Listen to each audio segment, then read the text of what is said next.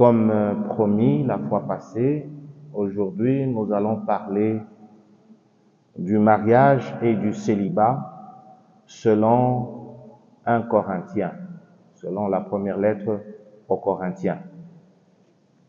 Et n'oublions pas que la clé de lecture que nous utilisons pour approcher cette première lettre aux Corinthiens, c'est quelle est la doctrine que Paul a enseignée lorsque un tel ou un tel problème s'est posé dans la communauté de Corinthe.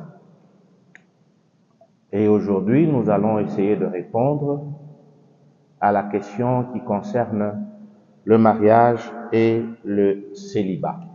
C'est dommage que les gens se fatiguent déjà pour l'enseignement biblique, alors que ce sont des choses qui concernent la vie de tout le monde.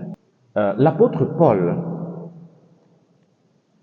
est cohérent dans l'enseignement de toute sa théologie. C'est pour cela que je voudrais donner d'abord un lieu où il parle de sa conception du mariage. Un enseignement constant et un enseignement qui est cohérent avec toute la conception biblique du mariage. Dans sa lettre aux Éphésiens, le chapitre 5, du verset 22 au verset 33, l'apôtre Paul donne là un condensé de ce qu'il pense et ce qu'il enseigne au sujet du mariage. En résumé, et quand nous faisons un enseignement comme ça et quand nous donnons une référence, ça aurait été mieux qu'on lise d'abord le texte.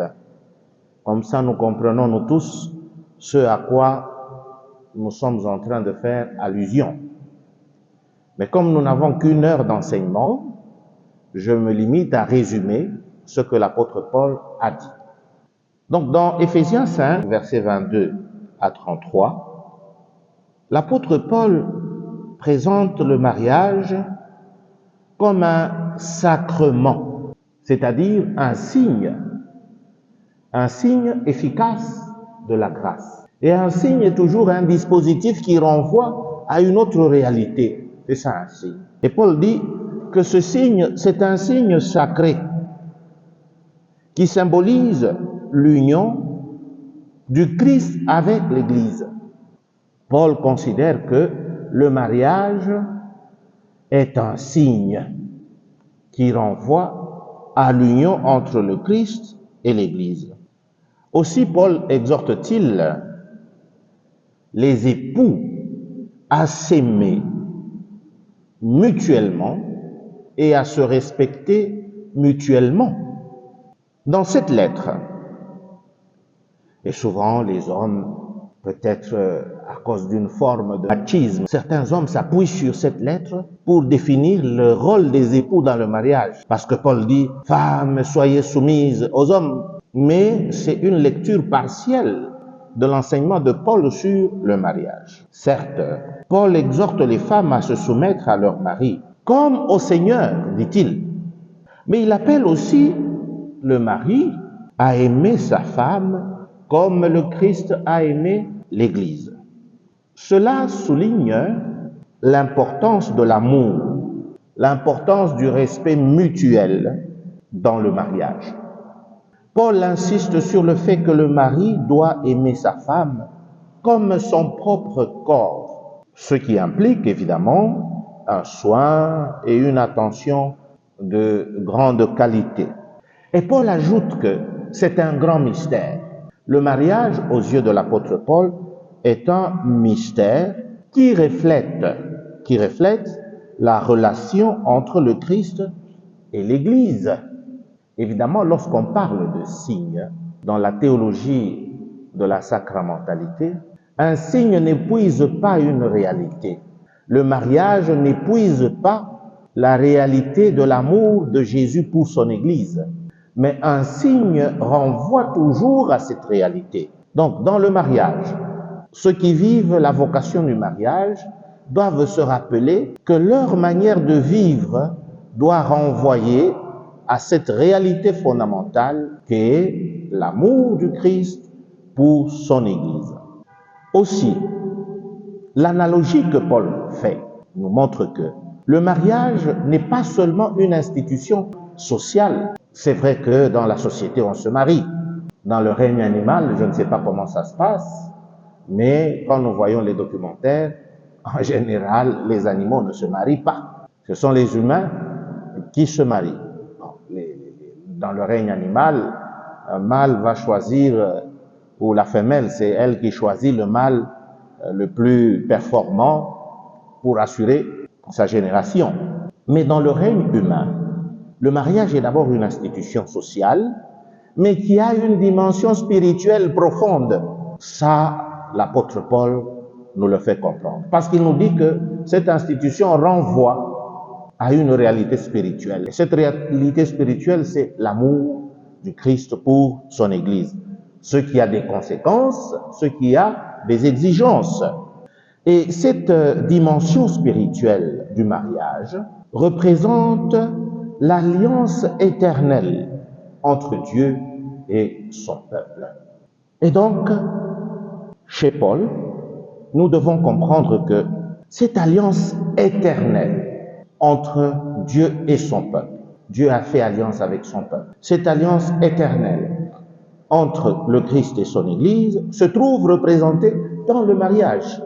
Alors, nous n'allons pas parler des rôles des époux dans le mariage à la lumière Éphésiens chapitre 5, versets 22 à 33, mais je voudrais rappeler un trait essentiel ici, c'est que ceux qui sont mariés, ceux qui vivent la vocation de mariage, doivent réfléchir encore et encore à quel point il est mystérieux et merveilleux que Dieu accorde ou leur accorde, ceux qui sont mariés, Dieu leur accorde le privilège de représenter les réalités merveilleuses et divines, infiniment plus grandes qu'eux-mêmes. Alors, pour ce qui nous concerne, allons tout droit au but. Qu'est-ce que la première lettre aux Corinthiens nous enseigne au sujet du mariage? Et peut-être, si nous avons le temps, nous allons arriver aussi au célibat. Le chapitre 7 de 1 Corinthiens, c'est un chapitre très intéressant parce qu'il nous offre des conseils sur le mariage et sur le célibat. Et ces conseils se connectent à cet enseignement fondamental et constant sur la Bible au sujet du mariage. Ce chapitre nous montre comment vivre en sainteté dans le mariage. Le mariage, c'est un chemin de sanctification. Le célibat, c'est un chemin de sanctification pour ceux qui le choisissent. Mais dans cette lettre aux Corinthiens, Paul aborde des questions pratiques relatives au mariage, relatives même au divorce. Nous allons probablement en parler. Relatives au célibat. Mais il met l'accent dans tous ces états sur la fidélité à Dieu dans chaque situation. Chacun dans son état, qu'il soit marié ou qu'il soit célibataire, il est appelé à rester fidèle à Dieu.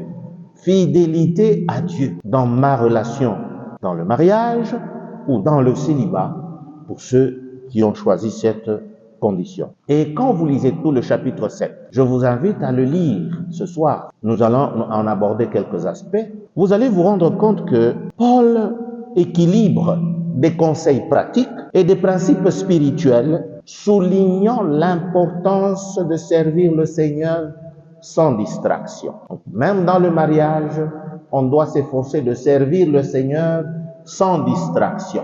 Parlons d'abord des destinataires de ce chapitre 7, à qui Paul s'adressait lorsqu'il répondait sur la question du mariage et du célibat. Au chapitre 7, verset 1, Paul dit ceci: « Au sujet de ce que vous dites dans votre lettre », c'est-à-dire il y a des gens qui lui ont écrit, qui lui posent le problème du mariage. « Au sujet de ce que vous dites dans votre lettre, certes, il est bon pour l'homme de ne pas toucher la femme. » Mon enfant, il est bon pour l'homme de ne pas toucher la femme. Il poursuit en disant: « Cependant, étant donné les occasions de débauche », la fois passée, nous avons parlé de l'impudicité. Le terme ici dans la Bible de Jérusalem par lequel on traduit l'impudicité, ici dans la ville de Jérusalem, on parle de débauche. Que chacun ait sa propre femme à lui et que chacune ait son propre mari à lui. Je vous ai dit que la conception du mariage de l'apôtre Paul, elle est cohérente avec tout l'enseignement biblique sur le mariage. Depuis le livre de la Genèse, au chapitre 1, le verset 27, où on voit que dans le projet de Dieu, Dieu a créé l'homme, mais il a créé homme et femme. Et donc le mariage, dans la conception paulinienne, ça c'est l'une des premières conséquences que nous tirons de 1 Corinthiens chapitre 7, le mariage c'est une union entre un homme et une femme.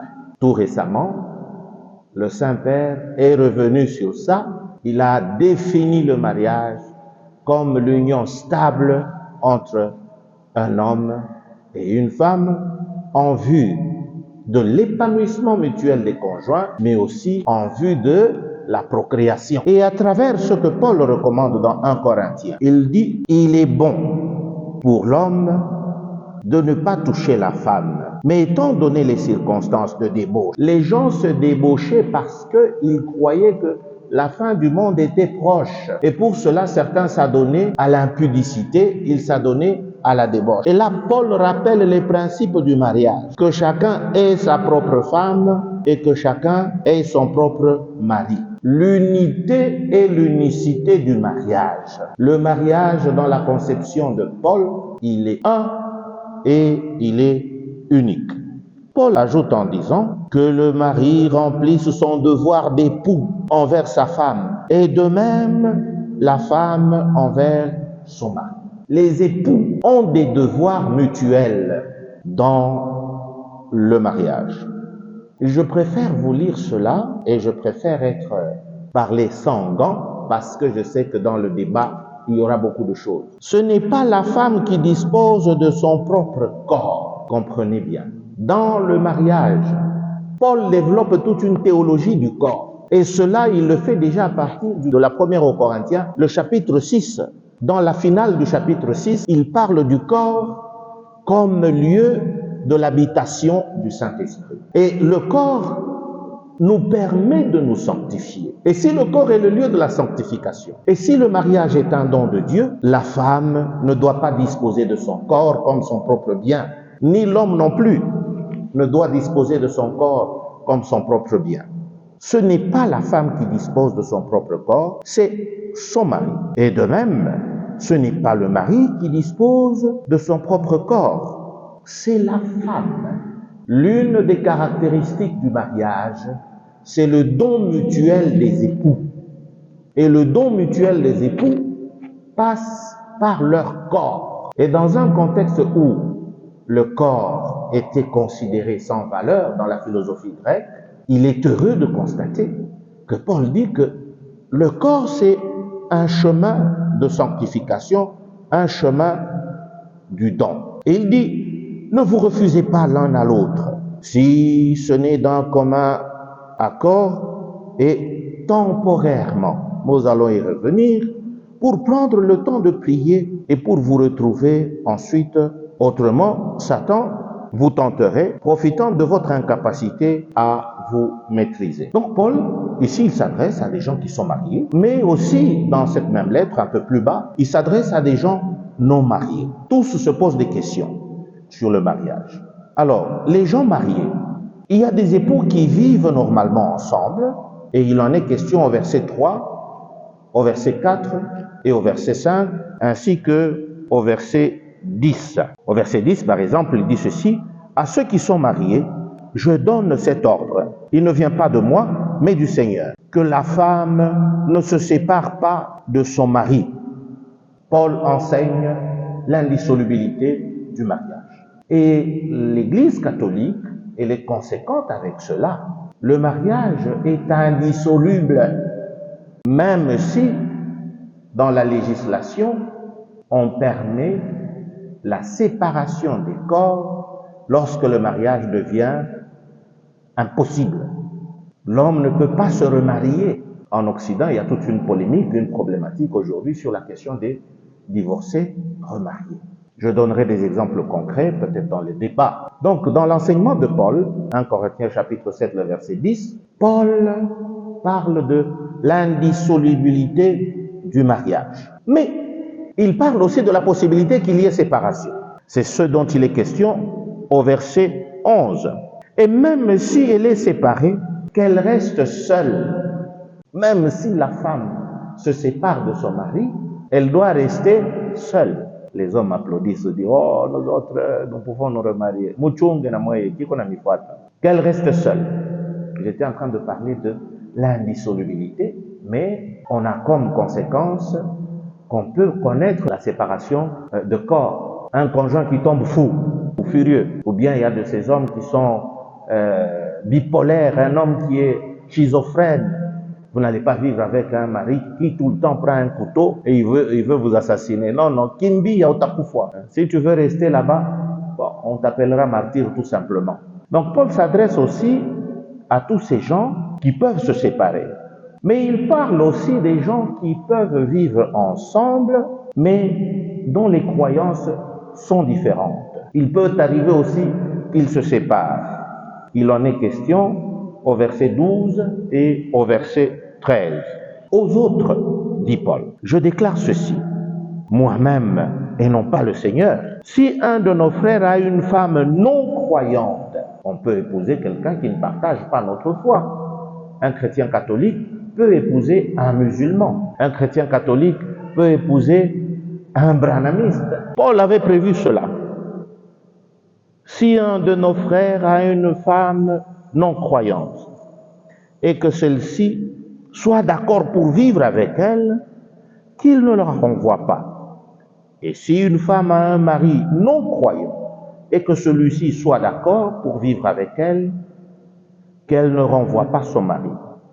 En effet, le mari non croyant se trouve sanctifié par la femme et la femme non croyante se trouve sanctifiée par son mari croyant. C'est ce que nous appelons dans la législation catholique le mariage à disparité de culte. Les gens non mariés se répartissent eux aussi en 3 situations différentes dans 1 Corinthiens chapitre 7. Paul dit qu'il y a ceux qui ne sont pas encore engagés dans les liens du mariage et Paul les appelle vierges. Je m'adresse aux vierges. En termes grecs, on appelle ça les parthenoi. Parthénos, c'est-à-dire la jeune fille vierge. Il en parle au verset 25. Là, c'est déjà directement la question du célibat. Donc, les personnes qui ne sont pas mariées. Au verset 27 et le verset 28, il est question de ces personnes-là. Mais au verset 8, 1 Corinthiens chapitre 7, verset 8, Paul parle de personnes célibataires et même des veufs ou des veuves qu'il met sous le qualificatif de agamoi, c'est-à-dire des gens sans mariage, les célibataires. Alors, comme je vous l'ai dit tout à l'heure, pour comprendre la pertinence de la théologie de Paul sur le mariage et sur le célibat, il faut connecter ce chapitre 7 au chapitre qui précède, parce que c'est cette clé-là qui nous permet de comprendre les affirmations de Paul. En effet, Paul invite les gens à glorifier Dieu dans leur corps. Dans son corps, on est appelé à glorifier Dieu.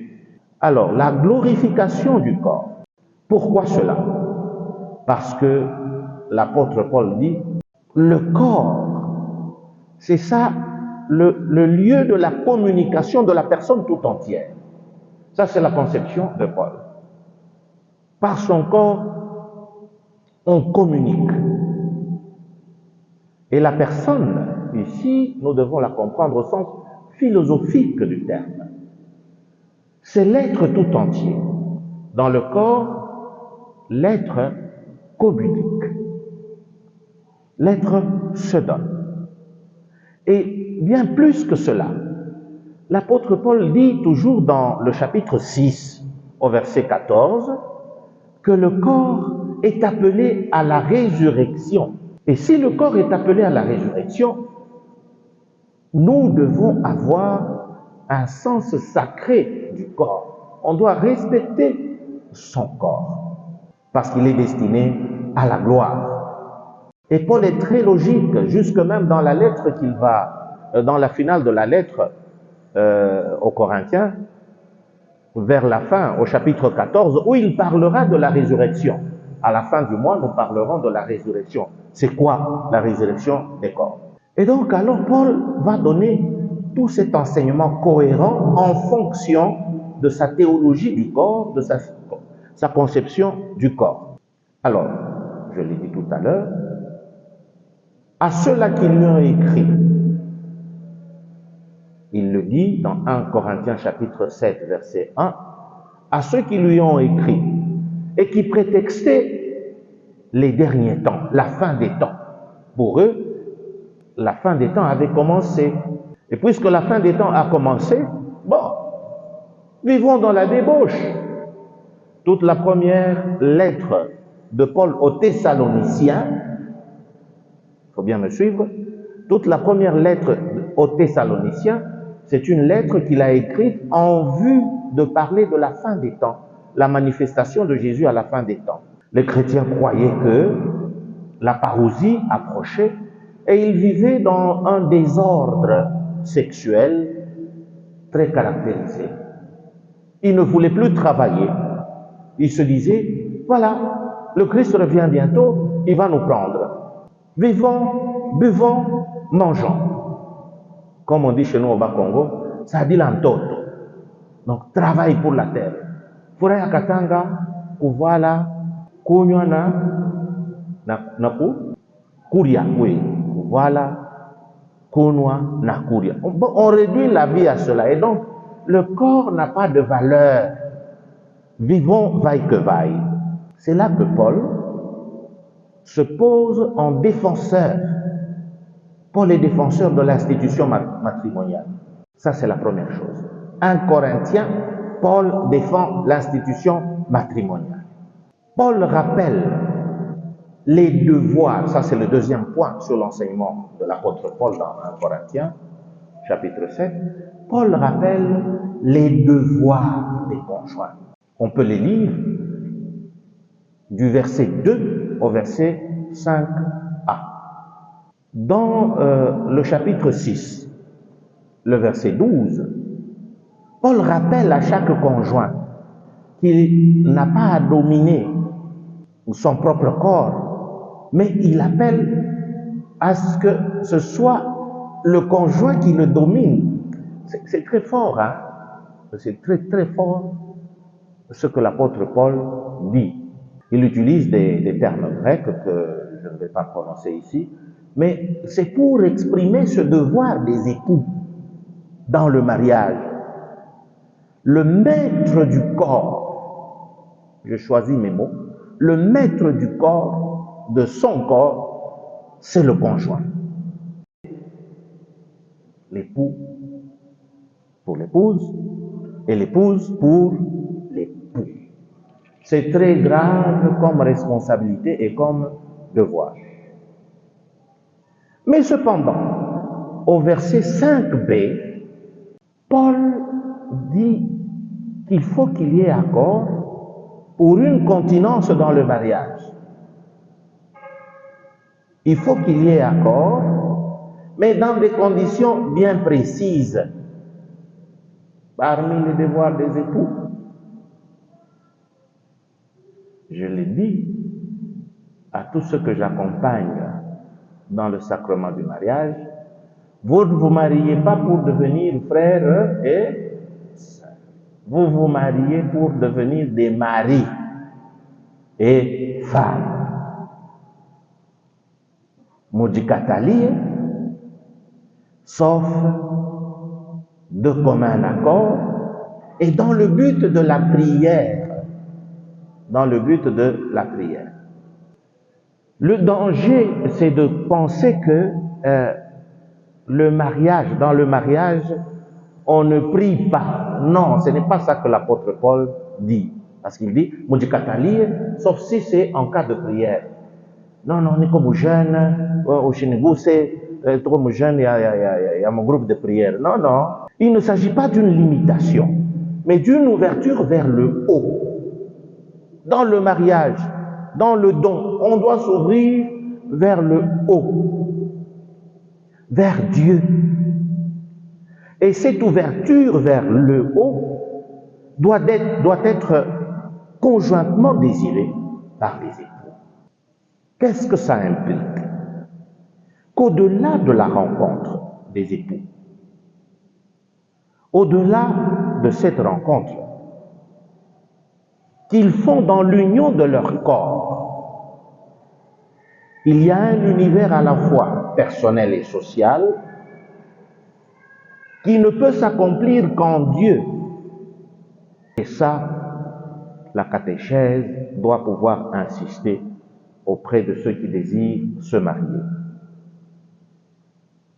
On s'ouvre à l'autre, on s'ouvre à la société, mais cette ouverture ne peut que s'accomplir en Dieu. Voilà pourquoi Paul dit, si c'est de commun accord, pour la prière. Ainsi, pour Paul, le mariage, ce n'est pas un simple dialogue qui se ferme sur soi-même, mais il s'ouvre vers la rencontre avec l'unique Seigneur des esprits et des corps. Au verset 7, 1 Corinthiens chapitre 7, verset 7, l'apôtre dit ceci: « Je voudrais bien que tout le monde soit comme moi-même, mais chacun a reçu de Dieu un don qui lui est personnel. L'un celui-ci, l'autre celui-là. » Le mariage est un don de Dieu. Paul enseigne que le mariage, c'est un don, un charisme, c'est un don de Dieu. Le mariage est tout aussi bien un don que le célibat. C'est très important ce verset 7. On ne peut pas considérer l'état du célibat comme supérieur à l'état du mariage. Non. Ce sont des états où chacun doit se sanctifier. Chacun doit se sanctifier dans son état. Tu as choisi le célibat, sanctifie-toi dans ce chemin. Paul dit, je voudrais que tous vous soyez comme moi. Les exégètes se demandent si Paul était veuf, s'il était séparé de sa femme. Ce qui est sûr, c'est que quand il a écrit 1 Corinthiens chapitre 7, il n'était pas en lien avec une femme. Il dit, je voudrais que vous soyez comme moi. Mais chacun a reçu un don.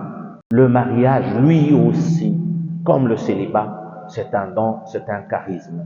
Il y a des gens qui n'ont pas la vocation de se marier.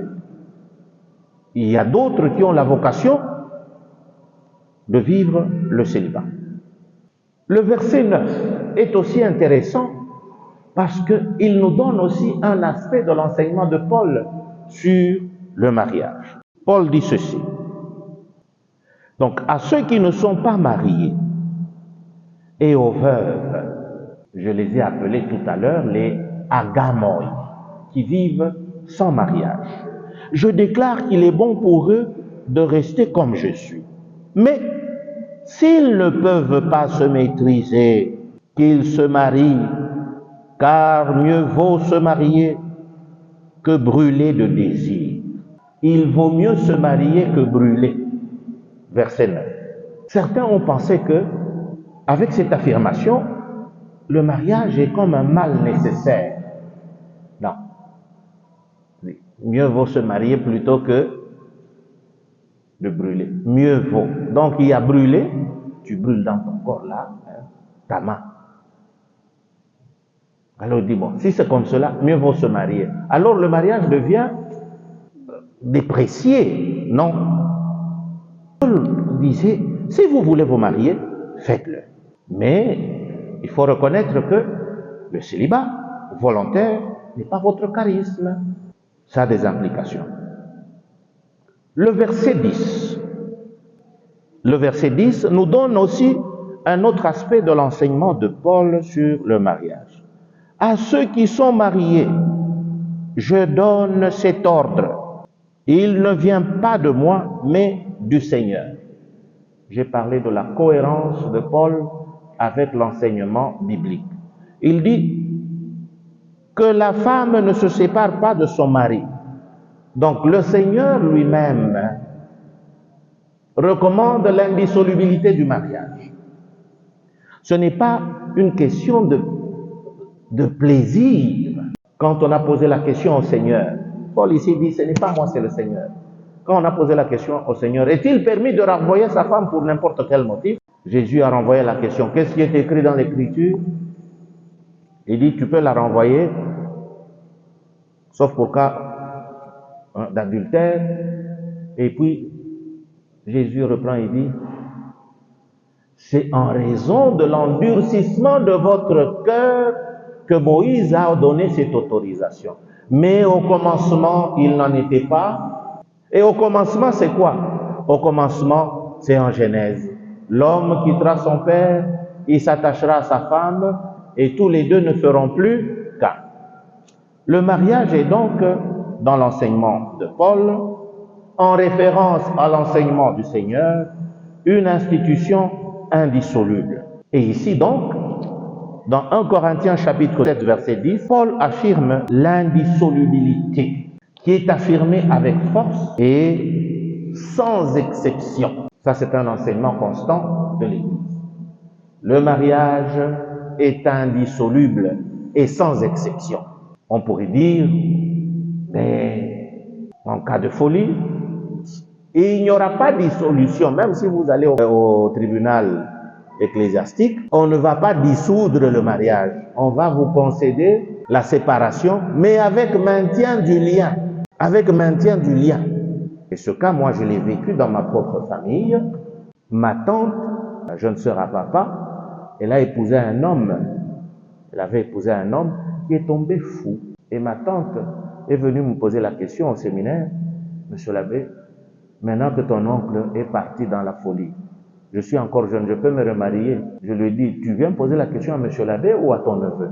Elle me dit à monsieur l'abbé, tu dois rester sans te marier jusqu'à la mort de ce conjoint-là.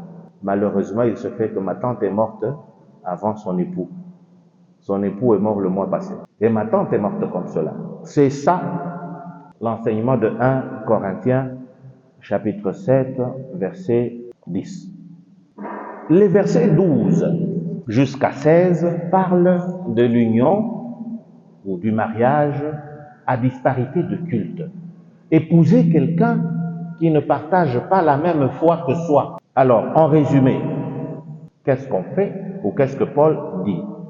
Vous pouvez épouser quelqu'un, vous n'avez pas la même foi, mais tant que l'époux respecte votre foi, cette union-là, mais lorsque l'époux ou l'épouse commence à attaquer la foi, votre foi, vous qui êtes croyant, en ce moment-là, il y a la possibilité de la séparation. Il y a possibilité de divorce. C'est ça qu'on appelle le privilège paulin dans le droit canonique. C'est le seul moment où on peut dire, bon, impossible de vivre avec un frère non-croyant. Vous épousez quelqu'un qui commence à insulter le Créateur. Votre Dieu n'existe pas. Et d'ailleurs, en ce moment-là, ça devient impossible pour vous de vivre. Vous pouvez vous retirer. On appelle ça le privilège paulin. Voilà quelques traits de l'enseignement de Paul sur le mariage dans 1 Corinthiens, le chapitre 7. Pour ce qui est du célibat, Paul enseigne que il est bon que chacun reste dans l'état où Dieu l'a trouvé, les mariés et les célibataires. Mais il dit, il préfère le célibat. Et ça, c'est son enseignement à lui. Il préfère le célibat pour quelle raison? Il y a d'abord une raison théologique. La raison théologique du célibat dans l'enseignement de Paul, c'est le célibat est une préfiguration de la fin des temps. À la fin des temps, on ne se mariera pas. Rappelez-vous dans l'histoire de la femme qui a eu 7 maris, qui sont tous morts. Et on pose la question à Jésus, à la résurrection des morts, de qui sera-t-elle la femme? Jésus dit, À la fin de temps, on ne se marie pas. Donc, du point de vue théologique, et Paul enseigne cela dans 1 Corinthiens 7, le célibat, c'est cet état où l'homme n'est pas engagé dans le mariage en vue du royaume des cieux et une préfiguration du royaume des cieux. Mais il y a une deuxième raison que nous appelons une raison psychologique, la disponibilité. Le célibat donne plus de disponibilité à servir le Seigneur sans être préoccupé par rapport à notre vocation, où les époux, comme je venais de le dire, ont l'obligation du don mutuel. Paul préfère, lui, le célibat, sans diminuer la grandeur et la sainteté du mariage. Je m'arrête ici en vous laissant un temps d'échange afin d'enrichir notre enseignement. Je te dirai ce que tu deviens.